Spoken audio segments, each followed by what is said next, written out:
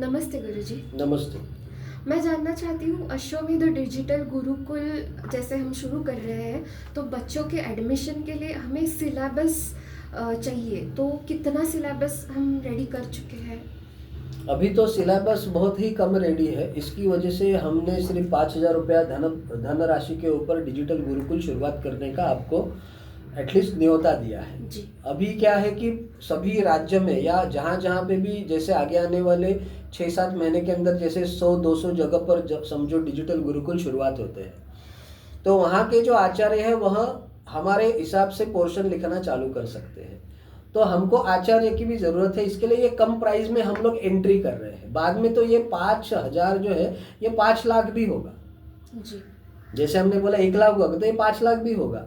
5 लाख पे फिर वहाँ की ब्रांच कोई ना कोई तो वहाँ पे लेके फिर वहाँ पे अच्छी तरीके से आगे बढ़ सकता है, बच्चों को सिखाने का काम कर सकता है और उसमें से फिर वहाँ का जनपद का वह धनार्जन भी कर सकता है और समाज का भी परमार्थ करते करते स्वार्थ की पूर्ति करना, यह जो हमारा संकल्पना है यह उसको प्रताड़ित कर सकता है। जी ऐसा है, तो यह महत्वपूर्ण है।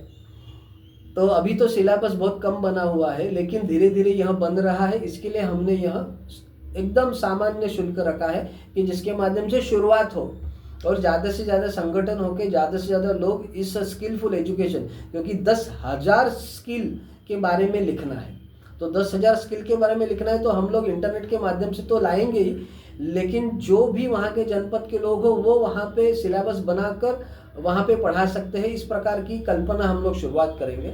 अभी तो फिलहाल हम लोग वेद सिखाएंगे, यज्ञ सिखाएंगे, ज्योतिष सिखाएंगे, चक्रा सिखाएंगे, तो यह जो कुछ छोटे छोटे पोर्शंस है वह तो हम सिखाना चालू कर सकते हैं, ठीक है ना। जी। और कुछ चीज़ें हमारे जो भी मित्रगण है या फिर हमारे जो बहुत सारे शिष्य हैं तो उनको बहुत सारे स्किल्स आते हैं, तो उनको हमने सिलेबस बनाने को दिया है, तो लेकिन उसको समय लगेगा, हर एक को समय लगेगा, तुरंत कुछ नहीं होगा। इसी की वजह से यहाँ एक ही बार हम ले रहे हैं, एक ही बार हम धन ले रहे हैं और बाद में फिर हर साल रिन्यूअल के लिए पैसा तो अगर लगता है तो फिर हम लोग मांगेंगे, अन्यथा फिर ये एक ही साल का रहेगा करके, एक ही बार का रहेगा, ऐसा है। जी गुरुजी। ठीक है ना।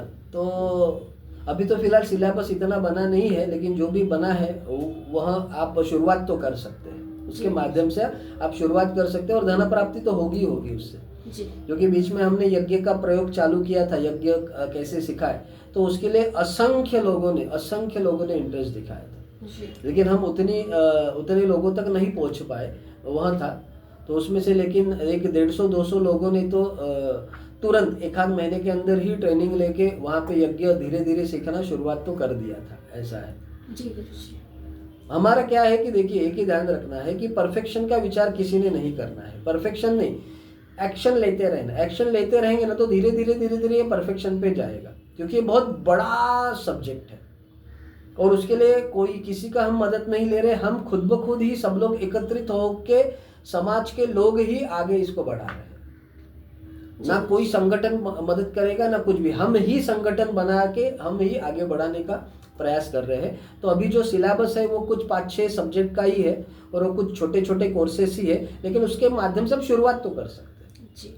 और धीरे धीरे आगे आने वाले काल में बहुत 10,000 से भी ज़्यादा सिलेबस वहाँ पे होने वाले हैं जी। जो 10 साल के बाद वाला, मतलब 6वीं से लेके आगे का जो पोर्शन है उसके लिए बहुत सारे लगेंगे, लेकिन नर्सरी से लेके 10 साल तक, मतलब फर्स्ट स्टैंडर्ड से 5 साल तक का, फर्स्ट स्टैंडर्ड से 5th स्टैंडर्ड तक को जो है वो तो समान रहेगा, वो तो बेसिक्स रहेगा, वो तो जल्दी बन जाएगा, लेकिन उसके बाद का जो पोर्शन है उसके लिए बहुत सारे प्रक्रिया में जाना पड़ेगा, ऐसा है, ठीक है ना। वैसे गवर्नमेंट के बहुत सारे साइट्स पे भी बहुत सारे कोर्सेस है, लेकिन वो परिपूर्ण नहीं है, उसमें से इतना प्रोडक्टिविटी नहीं आ रहा है, तो हम इस प्रकार का सिलेबस बनाने वाले कि बच्चा पूरा 5 साल तक वहीं करने वाला है जी।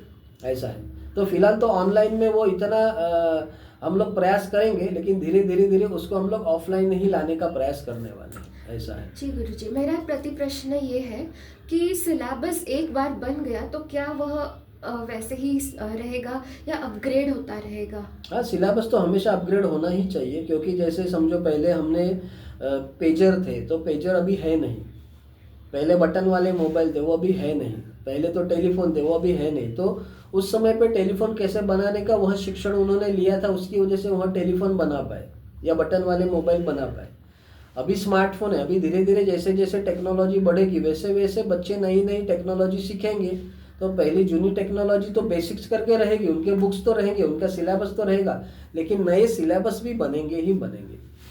जैसे सनातन, यह नाम भी उसी प्रकार से, सनातन, सन मतलब काल, आतन मतलब कालानुसार अपना शरीर धारण करने वाला, कालानुसार अपने ज्ञान में परिवर्तन करने वाला, अपग्रेडेड वर्जन, अपग्रेड करने वाला। जी तो सनातन का मतलब ही वही है। तो हम हमेशा सनातनी ही रहने वाले हैं ज्ञान के माध्यम में भी।